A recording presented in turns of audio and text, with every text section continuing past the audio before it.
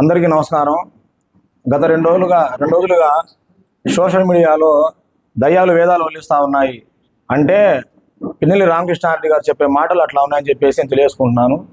అయ్యా, మీరు నిన్న ప్రెస్ మీట్లో పదే మగతనం గురించి మాట్లాడుతూ ఉన్నారు.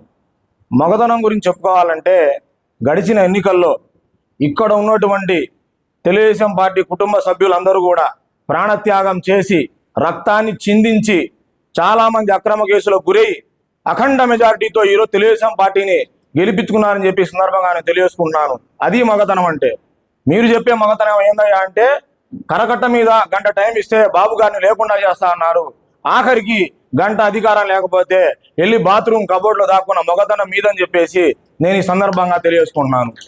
మీరు మాట్లాడుతూ ఉన్నారు, అక్రమ కేసుల గురించి మాట్లాడుతున్నారు, అక్రమ మద్యం గురించి మాట్లాడుతూ ఉన్నారు. మొన్న చూస్తే గుంటూరు వెళ్ళి ఆంబోతు రాంబాబు గారికి మీరు వంత పలుకుతా ఉన్నారు. మీ అమ్మని తిడితే మీ కోపం రాదండి, మా అమ్మని తిడితే మా కోపం రాదండి. ఆ సందర్భంలో జరిగిన దాని గురించి మీరు ఆయనకి వంత పలుకుతా ఉన్నారు. అక్రమ కేసులు మీరు పెట్టి లేదా? మా మీద మీరు అక్రమ కేసులు మీరు పెట్టి లేదా?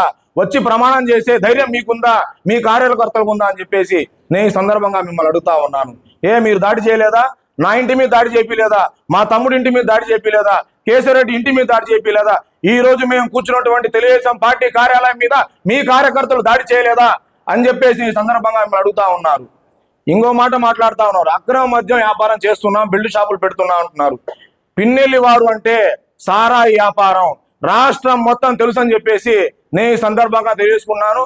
మీరు మర్చిపోతే మళ్ళా గుర్చేస్తున్న పిన్నెల్లి రామకృష్ణారెడ్డి గారు, మీ బీరువాలో మూలుగుతున్న డబ్బందరూ కూడా పేద ప్రజల రక్తాన్ని చిందించి పీల్చి పిప్పి చేసి మీరు మీ బీరువాలో డబ్బు దాపెట్టున్నారని చెప్పేసి ఈ సందర్భంగా నేను తెలియజేసుకుంటా ఉన్నాను.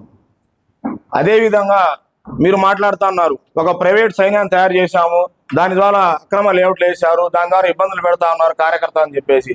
ప్రతి నెల మా శాసనసభ్యులు జూలకంటి బ్రహ్మానంద రెడ్డి గారు ప్రజా దర్బార్ పెడతారు, పంపించండి, ఎవరికి ఎక్కడ ఇబ్బంది అని చెప్పేసి.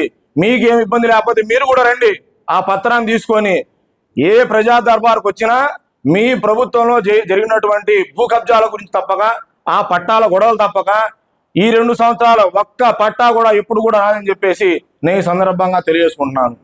ఇంకొక మాట చెప్తున్నాను మీకు, మళ్ళీ హెచ్చరిస్తున్నా, తెలుగుదేశం పార్టీ కార్యకర్త సిటికని ఏలు మీద ఎంటిక కూడా మీరు తేలేని చెప్పేసి ఈ సందర్భంగా తెలియజేస్తున్నా.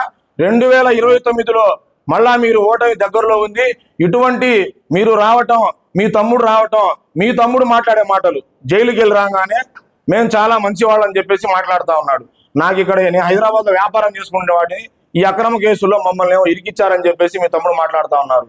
మీరు రాజకీయం చేయాలనుకుంటున్నారా, లేకపోతే మీ కార్యకర్తలు వైసీపీ కార్యకర్తలు బలి చేద్దాం అనుకుంటున్నారా?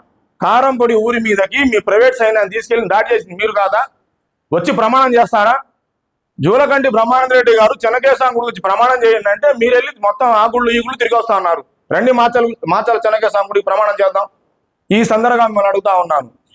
మొన్న కారంపొడి వెళ్ళే ధైర్యం మీకు లేక సుమారు 2 గంటల పాటు వెళ్ళాలో ఆలోచించుకుని ఆడికి వెళ్తే ఏమైనా ఇబ్బంది అవుతుందని చెప్పేసి మీరు ఆగిన 4 సార్లు 5 సార్లు మీరు శాసనసభ్యులు అయ్యారు కదా. ఈ రోజు మీ నియోజకవర్గంలో ఒక ఊరికి వెళ్ళలేని హీనమైన చరిత్ర అని చెప్పి మీరు రావటం, ప్రశాంతంగా ఉన్నటువంటి మీ వైసీపీ కార్యకర్తలు కూడా ప్రశాంతంగా వ్యాపారం చేసుకుంటా ఉన్నారు.